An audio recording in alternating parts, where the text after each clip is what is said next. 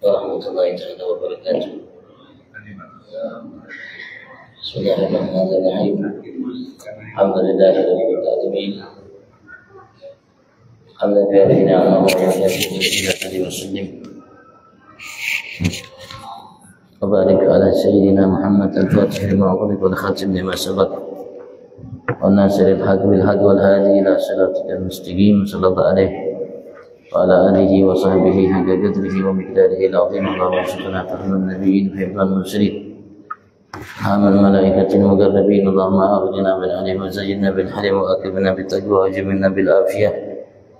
اللهم ارزقنا العلم اللدني والمشرب صافي الهني وهاب الغني. سبحان الله، الحمد لله ولا إله إلا الله والله أكبر ولا حول ولا قوة إلا بالله العلي العظيم. عدد كل حرف كتب أو يكتب أبد الآبرين دهر الداخلين. سبحانك لا علم لنا إلا ما علمتنا إنك أنت العليم الحكيم. يا فتاه يا عليم، يا فتاه يا عليم، يا فتاه يا عليم. افتح لنا فتحا قريبا مبينا. قال المؤلف مسلم بن إمام محمد بن زين حفصي في تأليف رسالة الجامع وتذكرة النافعة إلى أن قال رضي الله تعالى ونفعنا به بعلومه في دار آمين. ورضي الله تعالى عنكم أجمعين. وأما الزكاة وهي ربع أركان الإسلام فيجب على المسلم معرفة أنواع الأموال الواجبة فيها، وهي النعم والنقدان والتجارة والركاز والمعدن والمعشرات، وهي الحبوب والثمار الآخر. والله أعلم. الحمد لله. Puji syukur kita aturkan kehadirat Allah Subhanahu wa taala atas segala nikmat-Nya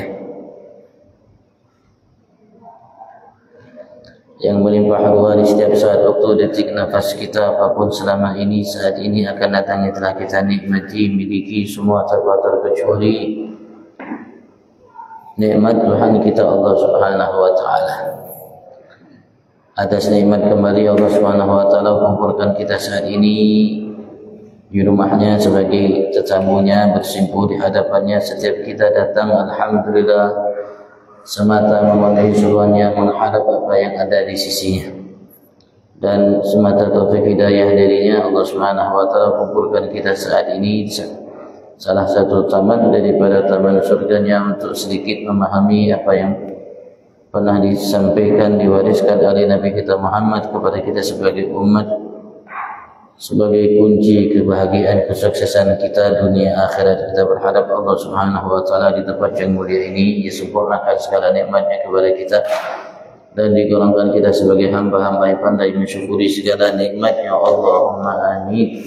Senantiasa salawat salam Allah limpahkan kehadirat junjungan agung kita Nabi besar Muhammad sallallahu alaihi wasallam yang dinyatakan oleh ulama kita sebagian ahli tafsir bahwasanya firman Allah Subhanahu wa taala, wa asbagha 'alaikum ni'amahu dhahiratan wa batinah wa in ta'uddu ni'matallahi la tuhsuha.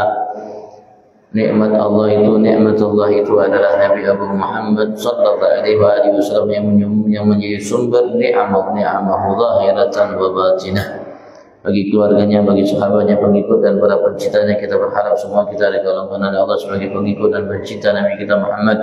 Allah jadikan kita menjadi dicintainya, dicinta oleh Nabi-Nya Muhammad. Kita berharap kalau Allah masukkan kita ke dalam surga bersama Nabi-Nya Muhammad sallallahu alaihi wasallam. Amin. Allahumma amin. Amin. Allahumma amin.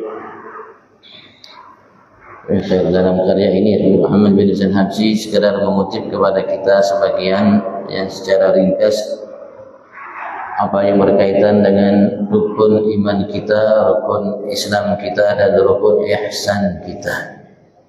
Yang sudah selesai rukun iman dan kita masih dalam rukun Islam. Wa amma zakah, tambahkan sedikit lagi, adapun zakat itu yang merupakan rabi arkanil Islam, rukun keempat dari rukun Islam. Dari fondasi Islam seseorang di antara kita yang membuat keislaman ia menjadi kokoh, kuat, kekal, tergantung kita jalankan rukun itu atau tidak. Ketika kita jalankan rukun itu dengan baik, dengan kokoh, maka Islam kita akan kokoh. Dengan kokoh Islam kita, insya Allah agama kita akan kokoh. Dan bagian daripada rukun Islam itu adalah zakat yang diwajibkan oleh Allah Subhanahu wa taala terhadap kita dan umat-umat sebelum kita agar terjalin ikatan yang baik, yang kuat, yang kokoh antara kita dengan sesama kita setelah kokoh kita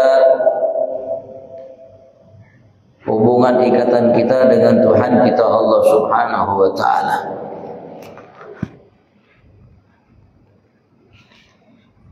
Karena secara syariat penting untuk kita memperhatikan hubungan kita dengan Allah Subhanahu wa taala. Hablum minan nas, hablum minallah. Begitu juga Allah Subhanahu wa taala perintahkan kita, setelah Allah Subhanahu wa taala perintahkan kita untuk menjalin kuat, erat, kokoh, sempurna hubungan dengan Allah. Hablum minallah. Allah Subhanahu wa taala biasanya langsung perintahkan kita untuk memperbaiki, memperkuat, menyempurnakan, mengokohkan hubungan antara kita dengan sesama atau hablum minan nas. Ketika terjalin hablum minallah dan hablum minan nas dengan baik sempurna, maka seseorang hamba itu dinyatakan hamba yang soleh, yang baik.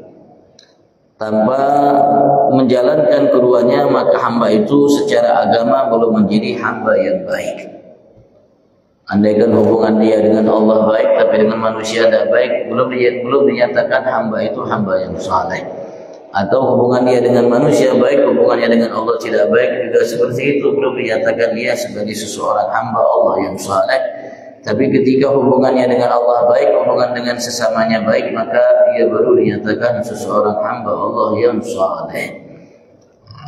Yang Allah Subhanahu wa taala ketika ia puji dan puja para nabi dan rasul, Allah Subhanahu wa taala menyatakan bahwasanya mereka adalah hamba yang saleh. Bahkan Allah Subhanahu wa taala mengutip doa seorang nabi, seorang rasul yang wajib untuk kita sebagai umat Nabi Abu Muhammad sallallahu alaihi wasallam mengenal mereka, Nabi Allah Yusuf. Maka dalam salah satu kesempatan ia memohon, berdoa, munajat kepada Tuhan Allah Subhanahu wa taala. Allah pun menyatakan dan mengutip munajat tersebut. Allah abadikan dalam kitab suci Al-Qur'an. Ia nyatakan, Fatirus samawati wal ard, anta waliyyi fid dunya wal akhirah, tawaffani musliman wa alhiqni bisalihin. Wa alhiqni bisalihin. Dan hamba-hamba Allah yang saleh itulah yang selalu kita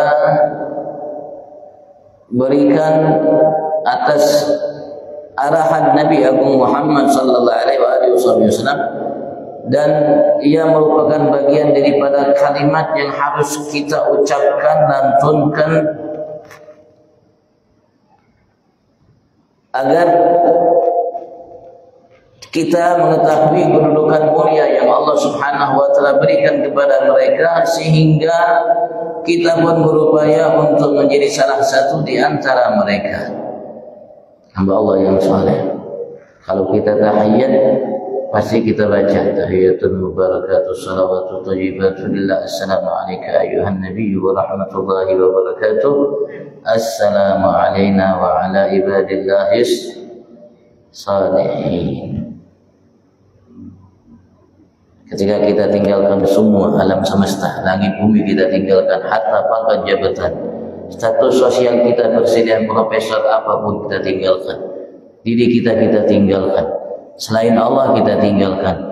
Yang ada di hadapan kita hanya yang besar Allah. Allahu Akbar.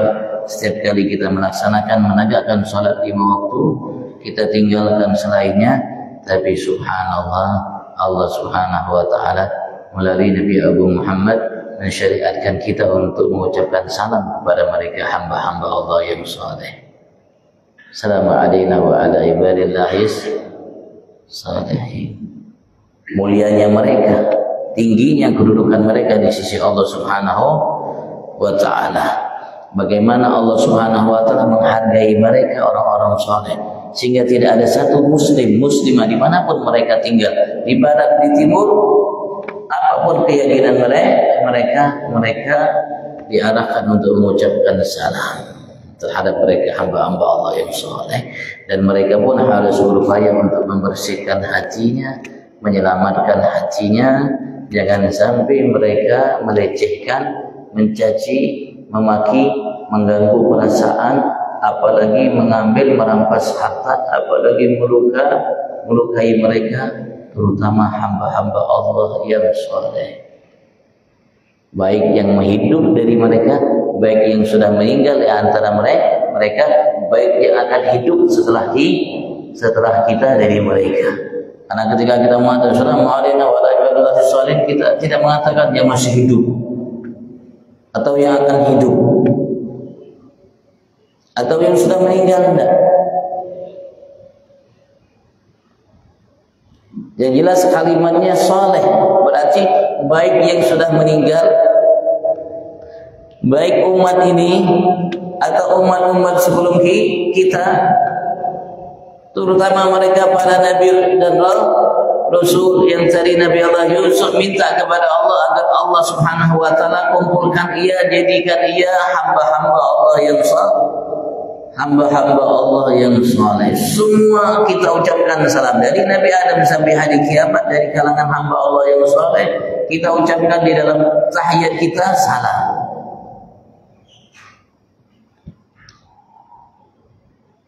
Secara agama syariat kita diminta oleh Allah Subhanahu wa taala untuk menghormati mereka, untuk menghargai mereka, untuk tidak melupakan siapa mereka, jasa mereka, untuk selalu mengenang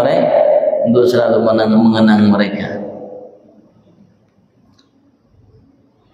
Dan kita berjanji di hadapan Allah, assalamu alaina wa ala ibadillah salihin. Kita membersihkan hati kita, pikiran kita, keyakinan kita, lisan kita, untuk jangan sampai melukai mereka, hamba-hamba Allah yang saleh. Ketika terjalin hablum minallah dan hablum minanas, baru kita dinyatakan sebagai hamba yang soleh. Kalau kita menjadi hamba Allah yang soleh, kita termasuk yang diucapkan salam oleh setiap yang melaksanakan sholat dari barat sampai timur. Kalau kita termasuk hamba Allah yang soleh, kita masuk kalimat assalamu alaikum wa ala ibadillahis, masuk kita dalam situ. Mudah-mudahan Allah jadikan kita hamba yang soleh. Dan mudah-mudahan kita tahu cara menghargai, menghormati, memuliakan, mengagungkan mereka hamba-hamba Allah yang saleh itu. Allahumma amin. Kalau salat hablum minallah, hubungan kita yang erat antara kita dengan Tuhan kita Allah, dinamakan salat. Ulama mengatakan as-silah li'annaha silah bainal 'abd wa rabbih. Karena ia hubungan antara seorang hamba dengan Tuhannya Allah. Dinamakan salat dari kalimat silah, hubungan, ikatan yang terjalin antara seseorang hamba dengan Tuhannya Allah Subhanahu wa ta'ala. Ketika baik hubungan itu, insya Allah akan baik juga hubungan kita dengan sesama kita. Diminta kita untuk mengeluarkan zakat untuk kita menjalin hubungan kita dengan sesama kita.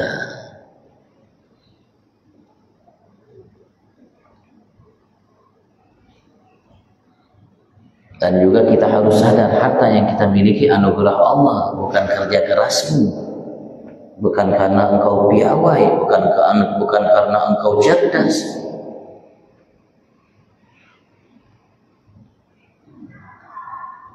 Kau dapatkan hartamu tapi semata pemberian anugerah Tuhanmu Allah Subhanahu wa ta'ala, karena ia tidak didapat oleh orang yang memiliki status sosial yang paling tinggi, jabatan yang paling tinggi. Karena kita di tengah-tengah kita ada manusia di antara kita yang memiliki status sosial yang paling tinggi, tapi mereka tidak memiliki harta yang diberikan lebih dari yang tidak memiliki status sosial seperti mereka. Bahkan yang tidak memiliki status sosial jauh lebih tinggi harta lebih banyak harta yang ia miliki daripada yang memiliki status sosial yang paling tinggi.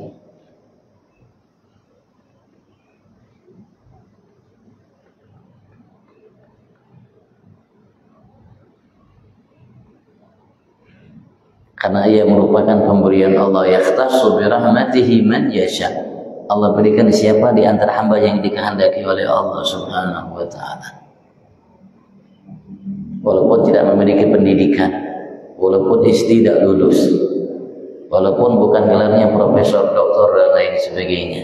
Tapi kalau Allah sudah kehendaki untuk mendapatkan harta yang melimpah ruah Allah, dia akan dapatkan hal itu walaupun tidak didapat oleh seseorang yang memiliki status sosial yang paling tinggi, profesor, doktor dan lainnya, bahkan presiden.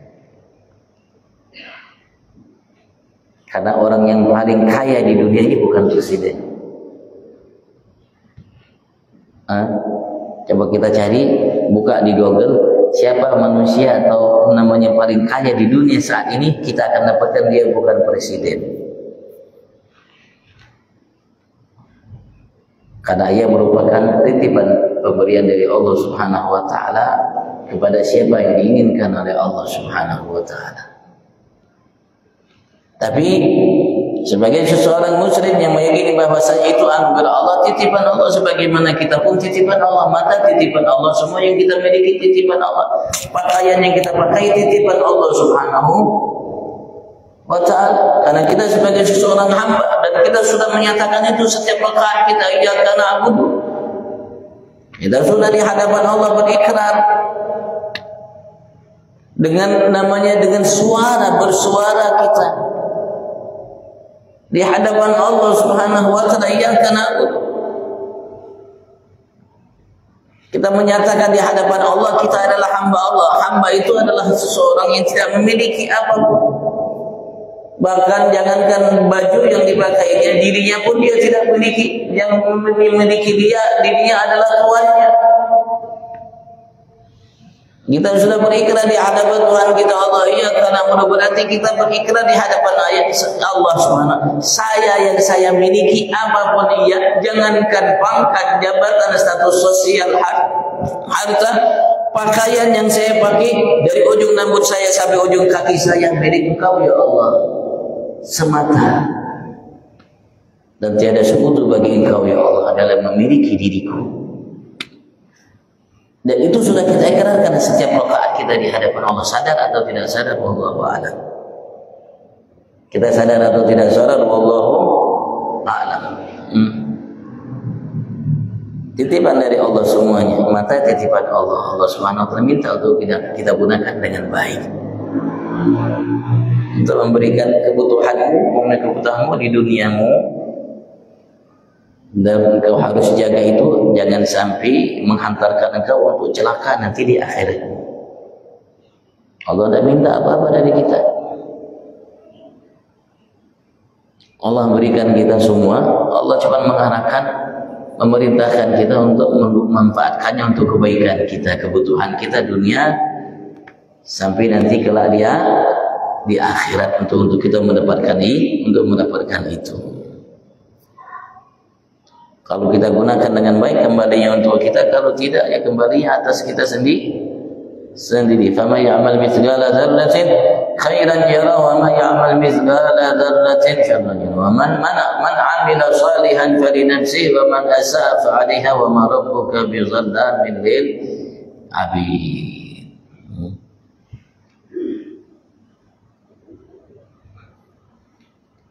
Maka harta yang diberikan oleh Allah Subhanahu wa taala titipan kita.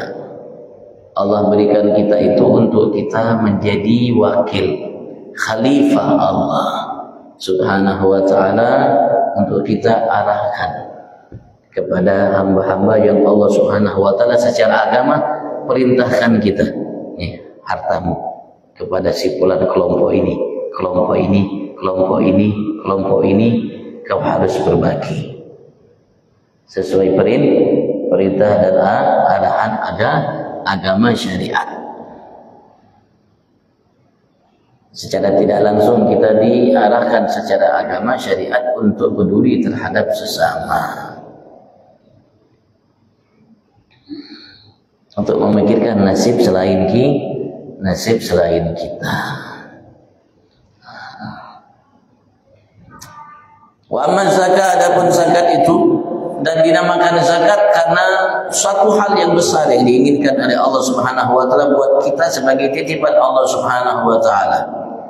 Ketika Allah melihat kita menjadi khalifah Allah, betul-betul menjalankan titipan itu dengan baik, kita arahkan sesuai perintah Allah Subhanahu wa taala, arahan Allah Subhanahu wa taala, maka Allah Subhanahu wa taala akan menambahkan harta. Allah lihat ini, Masya Allah, hambaku ini menjalankan titipan dengan baik, maka ini layak untuk dititip, maka Allah Subhanahu wa taala akan berikan titipan. Semakin banyak yang ia keluarkan, semakin banyak yang diberikan oleh Allah Subhanahu wa taala. Jadi jalan apa? Wallahu a'lam. Dari jalan yang sudah disiapkan oleh Allah Subhanahu wa taala, masuk akal atau tidak masuk akal? Masuk akal atau tidak masuk akal, diterima akal atau dia tidak diterima oleh akal. Allah Subhanahu wa taala akan berikan kita titipan-titipan yang banyak. Tapi kalau kita namanya menjalankan titipan itu, maka Allah Subhanahu wa taala barangkali ia akan ambil dan ia akan cari yang namanya mampu untuk mengarahkan titipan itu dengan baik. Atau kalau Allah tidak suka dengan itu hamba, Allah biarkan. Allah biarkan. Allah tak memberikan titipan-titipan kepadanya untuk kehancuran dirinya tanpa ia sadari. Dia menyangka dia hamba yang mulia, sehingga terlena dengan apa yang dimiliki olehnya. Ternyata ia adalah hamba yang sudah disiapkan untuk mendapatkan keberkahan Tuhan yang Allah Subhanahu wa taala dengan harta yang dimiliki olehnya. Padahal harta yang dimiliki olehnya itu sarana yang paling ampuh termasuk secara agama untuk dia menjadi hamba yang mulia di sisi Tuhan ya Allah.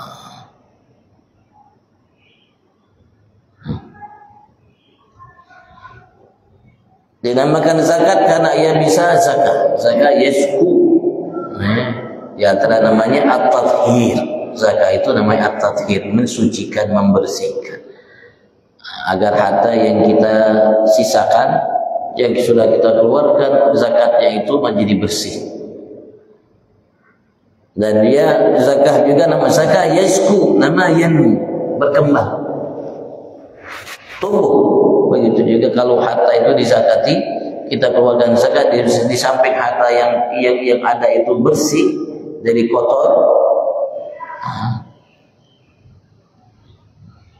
dan sudah tidak bercampur lagi dengan kotor, maka harta itu akan berkembang.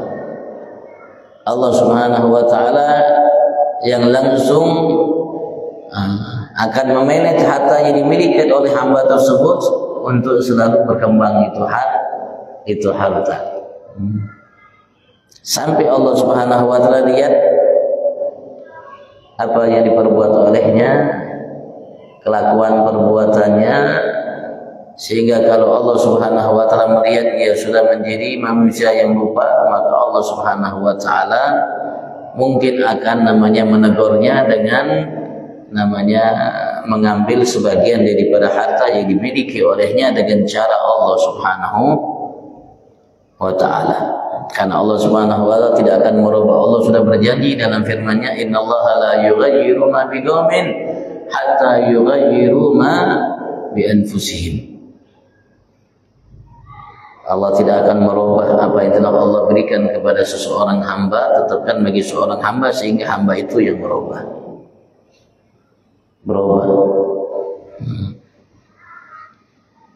Tadinya amanat sudah mulai tidak amanat, tadinya baik sudah mulai tidak baik, tadinya yang tadinya semua bagus itu ternyata sudah tidak lagi. Maka kala itu baru Allah Subhanahu wa ta'ala merubahnya. Tapi kalau tidak, Allah Subhanahu wa ta'ala akan berikan sesuai dengan yang ada, bahkan ditambah, dijanjikan oleh Allah Subhanahu wa ta'ala, la in syakartum la azidannakum.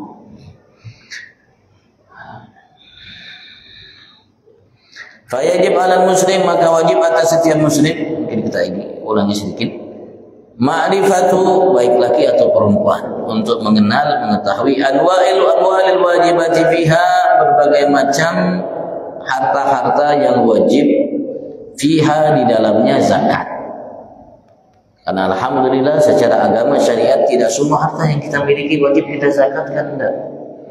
Cuman ada sebagian harta yang dipilih oleh syariat agama ini untuk kita namanya keluarkan zakatnya. Sekali lagi, tidak semua harta yang kita miliki wajib untuk kita zakati. Hanya sebagian kecil harta yang kita miliki yang di dalamnya ada kewajiban zakat bagi kita. Maka wajib bagi setiap muslim muslimah untuk mengetahui mana aja atau apa aja harta-harta yang diwajibkan di dalamnya zakat. Wahya, yang pertama ia adalah an-na'am, binatang ternak. Dan binatang ternak yang diwajibkan secara syariat, kita membahas mengenai mazhabnya mazhab Syafi'i, mazhab Imam Syafi'i. Yang hanya wajib dari hewan ternak yang kita zakati adalah al-ibil wal baqar al-ahliyah wal ghanam, unta, sapi yang tidak liar, sapi yang kita pelihara, wal ghanam, dan kambing. Itu aja dari jenis hewan yang kita pelihara, yang kita ternak, yang wajib di dalamnya zakat. Selainnya tidak wajib zakat. Kalau ada orang melihara bebek, itik, dan lain sebagainya, tidak wajib dalam bebek, itik itu zakat, atau yang lainnya.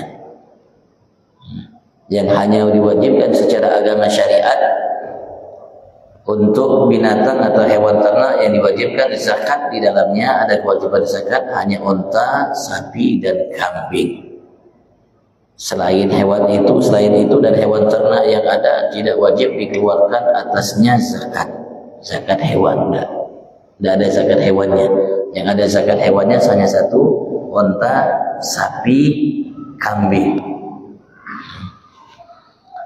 Wan naqdan, naqd namanya uang yang kita gunakan untuk belanja dan lain sebagainya. Kalau dulu berupa emas dan perak, uang emas dan uang perak. Dulu berupanya uang nugget, uang emas dan uang perak. Sekarang sudah berbagai macam alat tukar. Artinya kalau Indonesia rupiah, dolar, dan lain sebagainya. Jadi namanya alat tukar atau uang yang digunakan untuk belanja dan lainnya.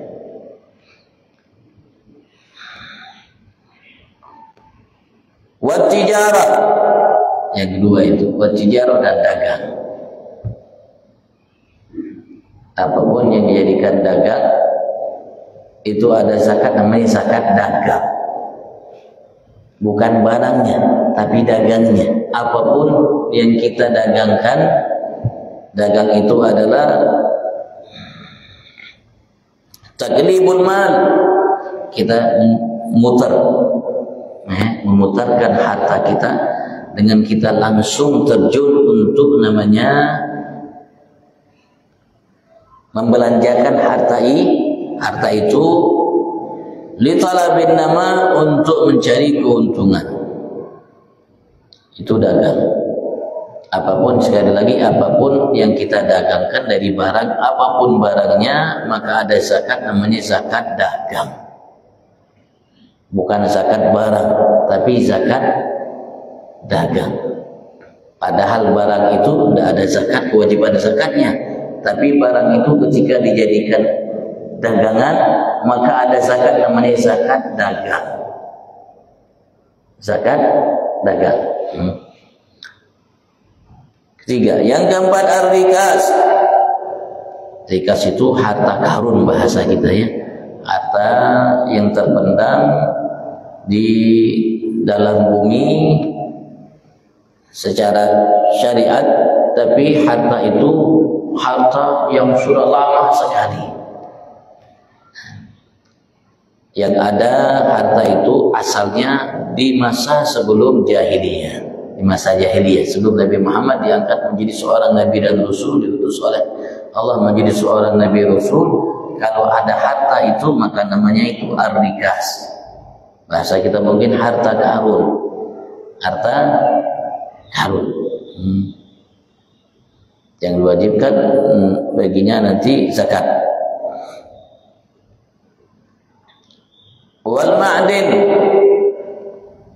sesuatu yang ditambang, yang dikeluarkan namanya dari perut bumi. Tapi dalam mazhab Syafi'i yang ditambang itu hanya tambang emas dan perak yang wajib zakatnya. Tambang yang lain tidak wajib zakatnya. Yang wajib zakat hanya tambang emas dan perak, nikel, batu bara dan lainnya. Batu baranya tidak ada zakatnya, nikelnya tidak ada zakatnya. Yang wajib zakatnya hanya emas dan perak. Tambang emasnya, peraknya itu ada wajib zakat dari tambang. Selainnya tidak wajib zakat, tidak ada kewajiban zakat dalam tambangnya. Dalam namanya yang ditambang, bukan harta yang dihasilkan darinya, bukan. Nanti kalau harta yang dihasilkan darinya nanti ada hak zakat, namanya zakat harta emas dan perak tadi. Tapi dalam bahan yang ditambang, yang wajib dikeluarkan hanya emas dan perak. Ada hitungannya. Selainnya tidak wajib. Wal mu'asyarat wa yalhubu batimad, dan mu'asyarat artinya yang wajib untuk dikeluarkan darinya sebut namanya rubuh usyurnya. Al-usyur dan rubuh usyurnya yaitu al-hubub wat-thimar, biji-bijian dan buah-buahan. Nanti makanan-makanan yang pokok yang dijadikan makan pokok. Kalau kita di sini layak namanya secara umum Indonesia beras, makanan pokok, hubub.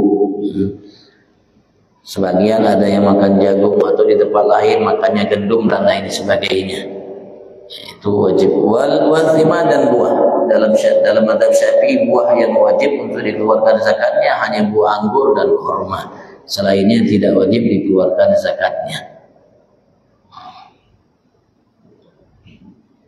Ini tadi pertama, na'am, hewan ternak, zakat hewan. Ini hewan ternak yang diwajibkan dari hewan ternak, zakatnya hanya onta, sapi, kambing. Selainnya dari hewan ternak itu yang berkaitan dengan hewannya tidak wajib.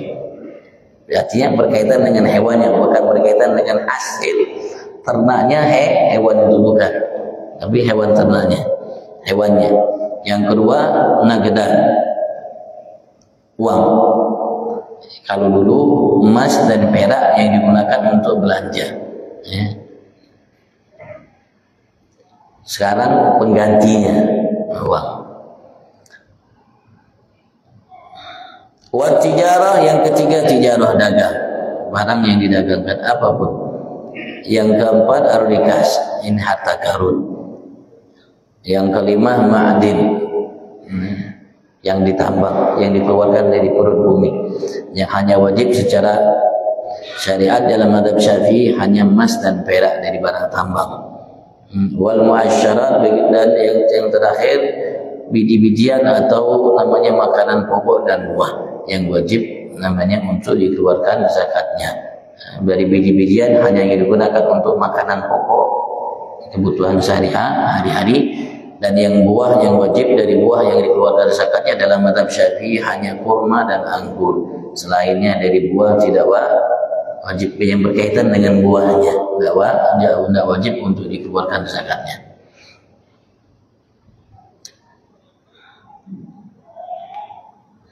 Fala zakata fi ma siwa na'ami sa'imah, dari hewan ternak tadi, onta, sapi dan kambing. Secara agama syariat dalam mazhab Syafi'i, pendapat Imam Syafi'i, tidak wajib dizakatkan pada selain namanya binatang atau binatang ternak yang as-sa'imah, yang digembalakan. Yang wajib dari itu yang digembalakan oleh pemiliknya atau seorang yang diwakilinya atau walinya. Ketika dia tidak ada, walinya siapa? Mungkin saudaranya atau ayahnya atau kainya atau anaknya dan lain sebagainya, walinya. Atau hakim, kalau dia tidak ada, hakim, pemerintah yang ada. Ketika dia tidak ada, mereka namanya menjaga, merawat hewan ternaknya sehingga digembalakan. Fi kala'in mubah, digembalakan di tempat yang mubah, yang tidak ada pemiliknya. Kullal haul, sepanjang tahun.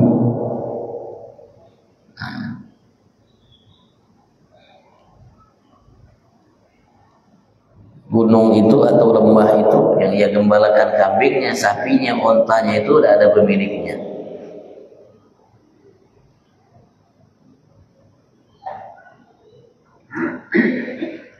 Artinya dia tidak bayar apapun untuk memberikan makan kepada hewan ternaknya itu.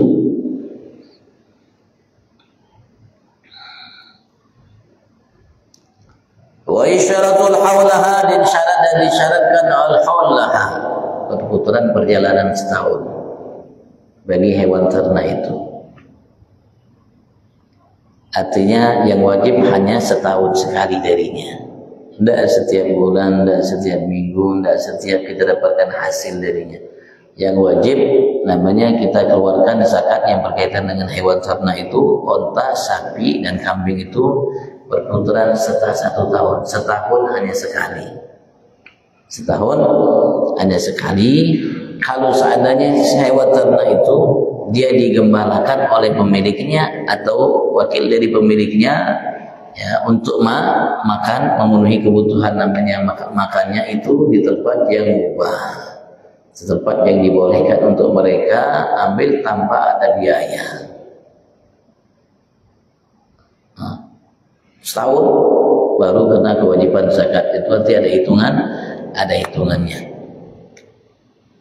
Kitab ini ringkas, yang penting mengatakan begini.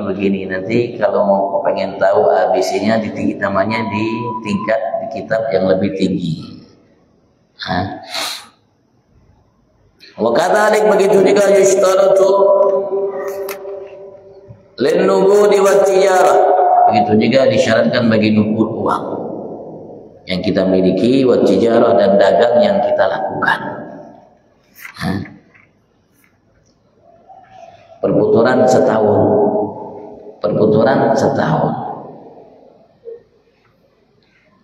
Uang yang kita miliki setahun. Kita melakukan dagang setahun.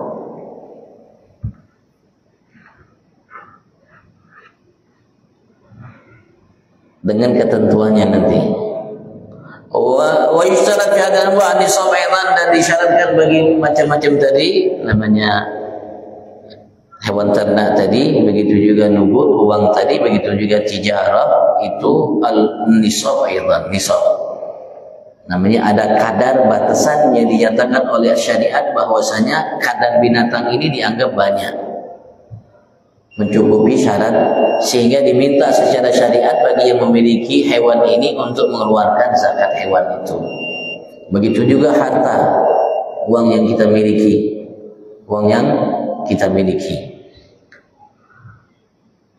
perputaran setahun uang itu ketika sampai nisab. Kalau sudah batas yang dinyatakan, kadar batas yang dinyatakan oleh syariat ini sudah dinyatakan uang banyak melebihi kebutuhan kita, nanti uang itu ketika kita miliki berputar dalam setahun tidak berkurang dari nisabnya, kadar itu baru diwajibkan setahun sekali zakat dari uang yang kita miliki itu. Begitu juga tijarah.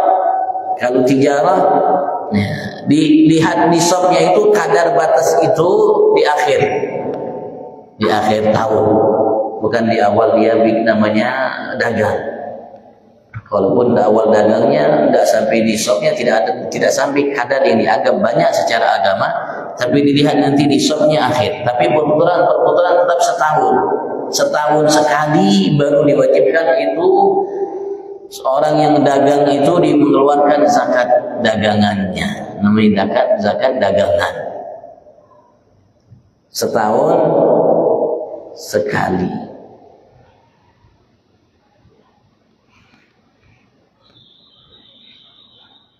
Kalau sudah disiap setahun, ketika namanya sampai setahun, misalnya dari 1 Januari sampai 1 Januari tahun depan, maka baru dilihat.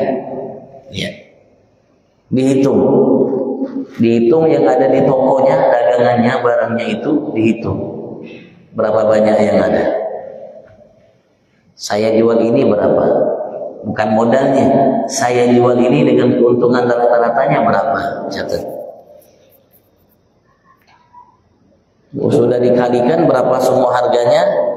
Secara syariat agama sudah dinyatakan batasnya, sudah dianggap banyak uangnya, maka wajib zakat. Wajib dizakati. Yang dikeluarkan ada uang, bukan barangnya. Yang dikeluarkan uang, bukan barang dagangannya, tapi yang dikeluarkan hasilnya, uangnya. Uangnya. Nisabnya itu 85 gram emas murni, 85 gram emas murni. Kalau uang yang namanya dari dagangan yang ada itu sampai seharga 85 gram emas murni tahun itu berapa, maka wajib dikeluarkan zakatnya. Zakatnya hanya 2,5% darinya. Zakatnya hanya 2,5% darinya, atau rubu'ul usyur, 1/4 dari 1/10 harta yang kita miliki. Hanya 2,5%-nya yang diwajibkan untuk kita keluarkan zakatnya, tidak lebih. Dan itu diminta hanya setahun sekali secara syariat agama. Bukan setiap kali kita namanya dagang terus laku dagangan kita ada zakatnya, enggak ada. Misalnya orang dagang mobil, dagang rumah dijual belikan, atau mobil dijual belikan, atau motor dijual belikan, atau apapun. Bukan setiap kali transaksi laku mobil wajib zakat, enggak. Setahun sekali. Setahun sekali. Ketika sampai 1 tahun 1 Januari mulai dagang. 1 Januari mulai dagang. Mobil mungkin dagangan hanya 1 Januari tahun depan berapa mobil yang sudah ia miliki. Nanti wajib zakatnya setahun sekali, hanya 2,5%-nya. Bukan setiap transaksi. Setahun sekali. Lihat nanti berapa banyak mobil yang ada di tokonya, tempat dagangannya, showroomnya, baru dihitung semua, dikeluarkan 2,5%-nya. Bukan setiap transaksi.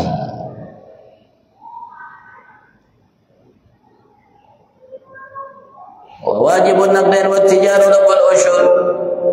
Wajib dikeluarkan dari naqdain, uang yang kita miliki, wa tijarah, dan dagangan yang kita lakukan, rubu'ul usyur, 1/4 dari 1/10 atau 2,5%. Yang wajib itu wajibnya setahun sekali. Kalau memang sudah sampai yang barang dagang yang dia miliki tadi atau uangnya tadi nambah 85 gram emas. Kalau uang itu dihitung setahun kalau sudah mencapai 85 gram emas. Kalau uang itu mencapai 85 gram emas yang kita miliki, itu sudah sampai batas nisab, kadar yang sudah dianggap secara agama ini uang banyak. Tapi tidak langsung wajib untuk kita zakati, tidak. Kapan kita zakati? Kalau uang itu kita miliki sampai setahun. Kita punya uang sekadar namanya sebanyak 85 gram emas murni. Kita simpan, kita miliki. Kemudian uang itu kita miliki sampai setahun tidak berkurang kadarnya. Bahkan bertambah, maka 1 Januari tahun depan wajib untuk kita keluarkan darinya 2,5%-nya. 2,5%-nya setahun hanya sekali. Setelah itu untuk tahun depan lihat. Harta kita masih 85%. Sudah kita keluarkan zakatnya. Lihat nanti harta kita. Sampai tahun depan apakah tetap namanya harta itu kita miliki kembali sampai tahun depan tidak berkurang dari 85 gram emas, maka tahun depan pun kita wajib untuk mengeluarkan zakat harta itu. Begitu setiap tahunnya. Kalau sudah harta yang tadinya kita keluarkan ternyata berkurang dari 85 gram emas menjadi 84 gram emas, kurang sedikit, maka putus. Tidak dihitung dari 1 Januari lagi. Kapan dihitung lagi? Kalau sudah kita punya uang 80 ditambah 1 gram lagi, jadi 85 gram emas lagi. Baru dihitung. Kapan kembalinya? Kembali kita memiliki 1 gram emas lagi 1 Agustus. Maka zakat itu waktunya dihitung dari 1 Agustus. 1 Agustus itu nanti 1 Agustus tahun depan apakah tetap dimiliki sepanjang tahun itu 85 gram emas atau bertambah? Kalau tetap 85 gram emas atau bahkan bertambah, wajib nanti untuk kita 1 Agustus tahun depan mengeluarkan zakatnya. Tapi ternyata bulan Juni sedikit lagi sampai Agustus ternyata 85 gram tadi berkurang kembali menjadi 84 gram. Maka ketika datang bulan Agustus 1 Agustus tidak wajib dikeluarkan zakat. Kenapa? Karena nisabnya putus, haulnya putus, karena uangnya tidak sampai nisab. Maka 1 Agustus tahun itu dia tidak wajib mengeluarkan zakat hartanya. Kapan harta itu kembali lagi menjadi 85 gram emas? 30 Agustus. Maka harta itu dihitung dari 30 Agustus sampai 30 Agustus tahun depan. Kalau tetap dia miliki 85 gram sampai 30 Agustus tahun depan, yang tahun ini tidak wajib dia zakat. Kalau sampai 30 namanya 85 gram 30 Agustus tahun depan baru wajib dia keluarkan zakatnya. Tahun tadi tidak keluarkan, tahun berikutnya baru dia keluarkan. Hanya 2,5%-nya. Kira-kira zakat sama dengan pajak? Kira-kira pajak itu memeras atau pajak itu namanya memberikan kebaikan? Tidak ada dalam syariat pajak. Yang ada zakat. Kalau pajak, inna lillahi wa inna ilaihi, hari ini kita transaksi 10 kali kita wajib mengeluarkan 10% atau lebih. Itu pajak. Tapi kalau zakat setahun hanya sekali. Jadi kalau ada yang menyamakan zakat dengan pajak berarti tidak mengerti agama. Walaupun status sosialnya profesor, berarti tidak mengerti agama. Ya akhir wallahu a'lam. Kalau ditanyakan fadhal. Assalamualaikum warahmatullahi wabarakatuh. Assalamualaikum. Zakat usaha tadi, dagang. Nah, dagang tadi apakah kan nilai saldo daripada stok barang kita yang ada dinilai apa? Dinilai ditambah dana yang ada, ataukah yang keuntungannya saja yang dikeluarkan? Karena mana-mana mungkin karena dia sudah itu bergulir lagi, kita belanjakan lagi, ataukah pada awal kita menghitung, akhir kita membayar zakat tadi, setahun kemudian kita hitung lagi. Karena ini selebihnya itu yang keuntungannya itu apakah termasuk saldo dari barang kita? Kalau zakat dagang bukan dihitung keuntungan, dihitung barangnya. Barang yang didagangkan itu apa? Sama saldo uangnya yang ada uang tunainya. Kan ada barang dengan uang tunai gitu. Kalau memang tidak cukup barangnya ditambah uang tunai, tapi kalau sudah barangnya cukup ya nanti uangnya nanti ada zakat harta lain. Uang nanti ada harta, ada zakat yang lain, zakat harta. Zakat harta. Zakat harta, tapi ini dagang. Yang dihitung barang yang ada di dagangannya. Bukan keuntungannya, barangnya. Barang ini modalnya misalnya 100.000, jualnya 110, untungnya 110.000. Berarti ketika di akhir tahun itu dihitung, ini 110, ini 100 berapa misalnya itu. Nanti total semuanya kalau seharga 85 gram emas berarti wajib zakat untuk dagangannya. Tapi kalau udah sampai tidak wajib zakat. Kapan nanti? Tunggu setahun.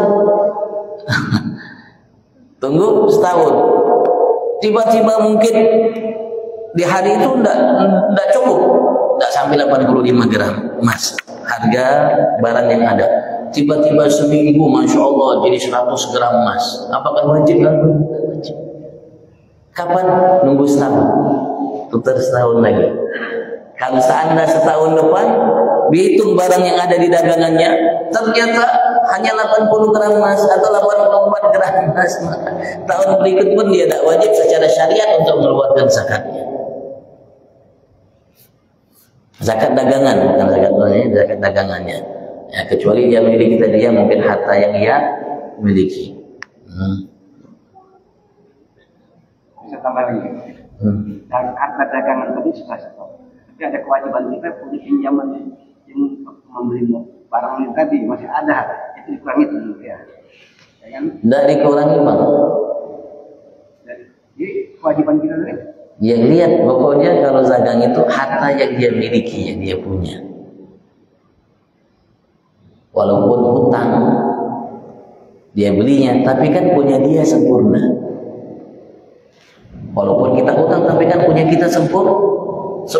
Kalau memang kita namanya mau bayar hutang, bayar sebelum datang waktu zakatnya.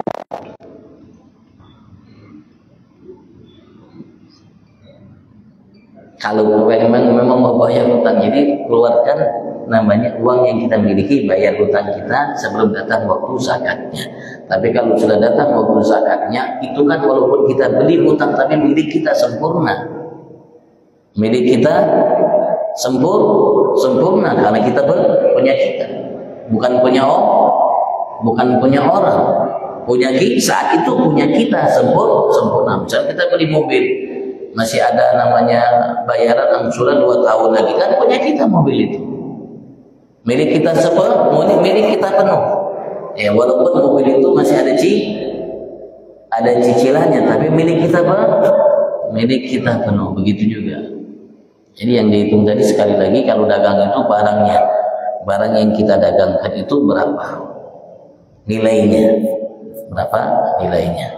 Kalau sampai nisabnya yaitu 85 gram emas harga itu, maka wajib kita keluarkan dari namanya barang dagangan itu zakatnya. Jangan takut Bang. Jangan takut. Zakat itu buat kita sugi, bukan buat kita namanya failin. Zakat itu buat kita sugi. Tidak ada rumus kalau orang mengeluarkan zakat dengan benar itu namanya dia akan failin, akan bangkrut. Tidak ada rumusnya, kecuali pasti dia melakukan kesalahan. Dan termasuk paling fatal kesalahan seseorang itu, Rasulullah mengatakan dalam sabdanya, lal faqr ma'al duha wa lal ghina ma'az zina. Tidak akan mungkin seorang itu tertimpa penyakit fakir, kekurangan harta dan lainnya selagi dia sholat duha, dan tidak mungkin seseorang itu kaya kalau dia berbuat zina. Ini termasuk namanya perbuatan yang fatal yang membuat kita hancur. Atau kalau memang tidak, pasti kita ada melakukan kesalahan.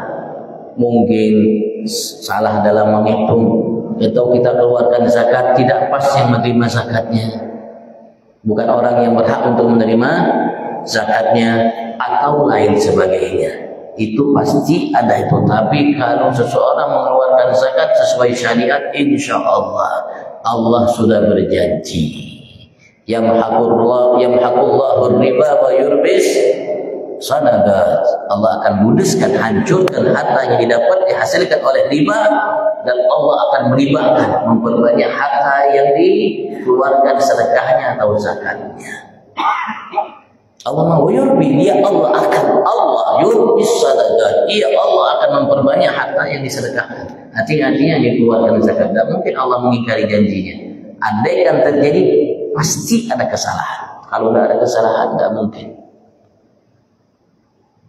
Dan kalau Anda tidak percaya, fadhal silakan buktikan.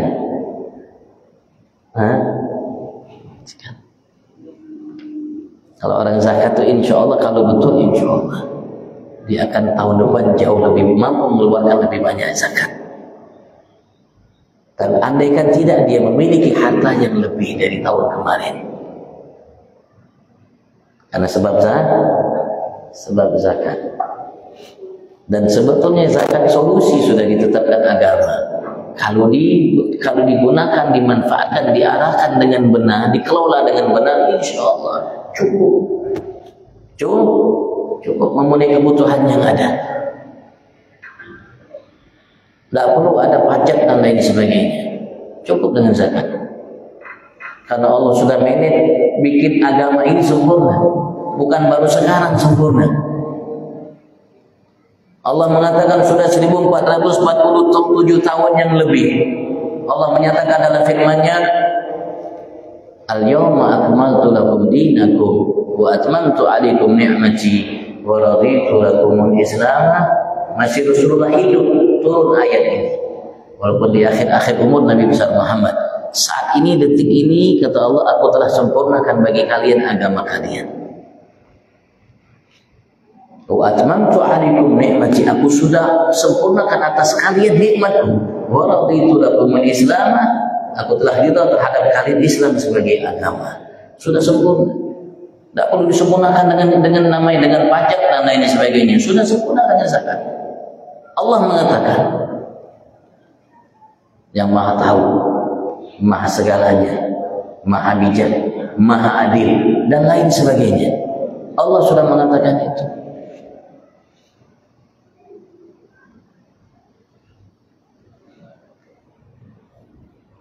Datang manusia-manusia yang dikatakan Allah, aku tidak berikan kalian dari ilmu kecuali sedikit, A, B, C, sehingga wajib zakat.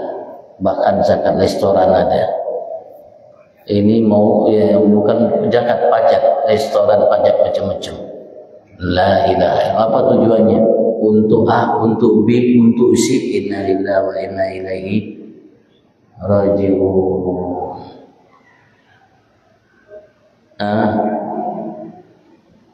Dan lebih parahnya menyamakan zakat dengan pajak. Inna lillahi wa inna ilaihi raji'un. Yang masalahnya kita ini ya repotnya karena tidak ada orang yang beriman betul-betul dan bertakwa kepada Allah Subhanahu wa ta'ala. Allah Subhanahu wa ta'ala minta kepada kita, tidak minta banyak-banyak. Allah Subhanahu wa ta'ala, Allah minta hanya dua. Allah mengatakan dalam firman-Nya, walau anna ahlal qura amanu wattaqaw la fatahna 'alaihim barakatin minas sama' wal ardh. Andaikan penduduk setiap desa, setiap kabupaten, setiap namanya kecamatan sampai ke bawah, setiap kota, provinsi, negara beriman dan bertakwa kepada Allah, minta hanya dua, iman dan takwa. Maka Allah mengatakan berjanji, la fatahnya, kami pasti, kata Allah, kami bukan Anda. Allah tidak mengatakan kita. La fatahna, kami pasti akan bukakan terhadap kalian berkat-berkat dari langit, berkat-berkat dari bumi. Siapa yang bisa bikin berkat manusia?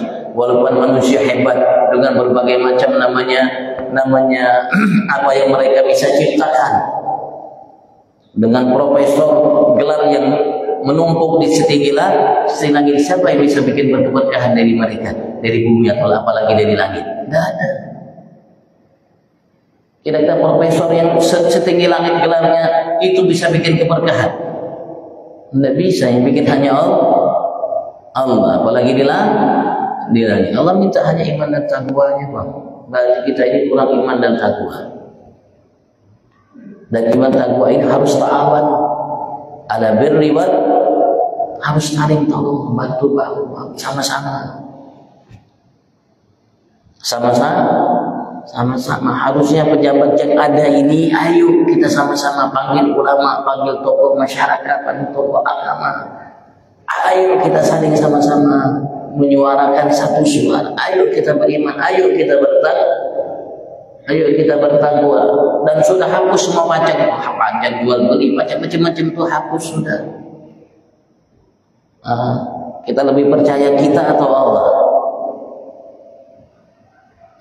Lebih percaya kita atau Allah? Sehebat kita, andaikan dikumpulkan ilmu semua manusia yang ada, profesor yang ada di muka bumi ini, tetap kalimatnya, ayatnya tidak berubah. Wa ma utitum minal ilmi illa qalilan. Kalian tidak diberikan dari ilmu kecuali sedikit. Tidak berubah ayatnya. Andaikan manusia dari Nabi Adam sampai hari kiamat, profesor semua gelarnya, tidak berubah ayatnya. Tetap wa ma utitum minal ilmi illa qalilan. Tidak berubah ayatnya. Yang Maha tahu Allah Subhanahu wa taala. Andaikan ilmu manusia semuanya, nabi, rasul, malaikat dan selain mereka dikumpulkan ilmu mereka semua, dan semua gelar yang ada dikumpulkan dari hasil pengetahuan ilmu yang mereka miliki dikumpulkan jadi satu, jika dibandingkan ilmu Allah seperti jarum ditaruh di lautan, ditarik jarum itu, itulah ilmu manusia, malaikat dan semua makhluk Allah, dan tersisa lautan itulah ilmunya Allah. Kata Allah pun bukan kata saya. Kata Allah seperti itu. Ya, karena kita bucil, kan kita yang bucil, Bang. Disuruh beriman bertakwa kepada Allah, karena terlalu pintar diwajibkan pajak. La ilaha illallah. Karena terlalu pintar, jadi kalau begini biar pajak daerah, biar begini mampu daerah. Karena terlalu pintar ada pajak. Dan semua ketetapan undang-undang yang kita bikin akan kita pertanggungjawabkan di hadapan Allah. Walaupun sudah meninggal itu yang bikin undang-undang. Kalau undang-undang itu namanya dijalankan, dia akan ditanya oleh Allah semasa hidupnya undang-undang itu berlaku. Andaikan undang-undang berlaku setelah matinya, masa hidupnya setelah matinya, sampai namanya batas undang-undang itu berlaku, ditanya oleh Allah Subhanahu wa taala. Kita akan pertanggungjawabkan kebijakan-kebijakan undang-undang yang kita bikin di hadapan Allah Subhanahu wa taala. Kalau ada satu yang keberatan, satu aja manusia yang ada di sini keberatan, tidak selamat kita. Tidak selamat. Kalau ada satu yang keberatan, tidak selamat. Sampai kapanpun tidak selamat itu manusia dari murka Allah, azab Allah Subhanahu wa taala. Sampai yang keberatan tadi memaafkan. Kalau tidak selamat. Itu Bang yang kita takutkan. Itu yang kita khawatirkan untuk diri kita. Apalah kebahagiaan yang kita dapatkan di dunia kalau seandainya kita tidak selamat nanti di akhirat. Rasulullah cerita dalam hadis yang sahih. Beliau mengatakan, "Yu'ta bi ahli dunya min ahli nar." Nanti kelak di hari kiamat, Allah akan datangkan manusia yang paling nikmat hidupnya. Dari semenjak lahir sampai dia mati, paling nikmat, tidak pernah sakit, harta melimpah ruah, pokoknya paling nikmat. Ini gambaran Rasulullah. Tidak ada manusia seperti ini, tapi Rasulullah menggambarkannya seperti itu di hadapan Allah. Tapi min ahli nar, dari penghuni neraka Allah. Ini manusia paling nikmat. Sebelum Allah masukkannya ke dalam neraka Allah, satu celupan ke dalam neraka, dicelup oleh Allah. Allah tanya, "Ya abdi, hal ra'aita na'iman aw mararta bi na'imin ghayr?" Wahai hamba, apakah kau pernah melihat seumur hidupmu atau pernah kau lalui seumur hidupmu kenikmatan walaupun kecil, walaupun hanya sesaat? Padahal ini manusia paling nikmat hidupnya dari lahir sampai mati. Paling nikmat, bukan hanya nikmat, paling nikmat. Setelah dicelup satu celupan ke dalam neraka Allah, ketika Allah tanya apakah kau pernah melihat atau lalui seumur hidupmu kenikmatan walaupun kecil, walaupun sesaat, apa jawabnya? La ya Rabb, tidak pernah, wahai Tuhanku Allah, aku merasakan kenikmatan walaupun sekecil apapun itu kenikmatan, walaupun hanya sesaat seumur hidupku. Baru satu celup ke dalam neraka Allah. Bagaimana kalau selama di dalam neraka Allah Subhanahu wa taala? lupa semua kenikmatan yang dia alami. Umurnya 1000 tahun, 10.000 tahun, semiliar tahun. Andaikan dia seperti itu, dia lupa semiliar tahun kenikmatan paling nikmat yang dia hadapi hanya satu celup di dalam neraka Allah. Bagaimana kalau selamanya? Itu harus menjadi pertimbangan kita sebagai hamba yang beriman kepada Allah Subhanahu wa Ta'ala. Sampai sekarang kan seperti itu. Yang miskin tetap miskin, yang kaya. Ada orang jadi kaya dan jadi miskin dengan pajak yang ada. Setiap hari kita belanja 10 kali pajak. Ada yang kaya, yang miskin. Yang miskin tetap miskin, yang kaya tetap kaya. Tidak ada menjadi solusi. Tidak ada solusinya. Coba kembali kepada Allah. Innallaha la yughayyiru ma biqaumin hatta yughayyiru ma. Kita kembali. Kita insyaallah Allah akan berikan. Allah tidak akan mengikat. Kecil bagi Allah Subhanahu wa Ta'ala. Kecil bagi Allah Subhanahu wa Ta'ala semua yang ada. Wala ya'udu hifdhuhuma wa huwal aliyyul 'azim. Tidak ada repot bagi Allah untuk mengatur semuanya. Yang Allah atur ini bukan hanya kita manusia, semua makhluk yang paling kecil, bahkan makhluk yang tidak kita tahu, yang kita tidak lihat dengan mata kita, Allah yang mengatur, Allah yang ciptakan. Repot, tidak repot. Allah mengatakan wala ya'udu hifdhuhuma dalam ayat kursi. Wala ya'udu. Allahu la ilaha illa huwal hayy la ta'khudhuhu sinatun wa la nawm.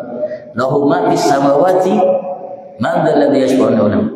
Ya'lamu ma baina aydihim wa khalfahum wa la yuhituna bi syai'in illa bima syaa'. Wasi'a kursiyyuhu samawati wal ardh wa la ya'uduhu hifdhuhuma wa huwal 'aliyyul 'azim. Wallahu a'lam. Allah sempurnakan iman kita dan sempurnakan ketakwaan kita. Mudah Allah jadikan Indonesia baladun thayyibatun wa rabbun ghafur fi afiyah wa ila hadratin nabil Fatihah.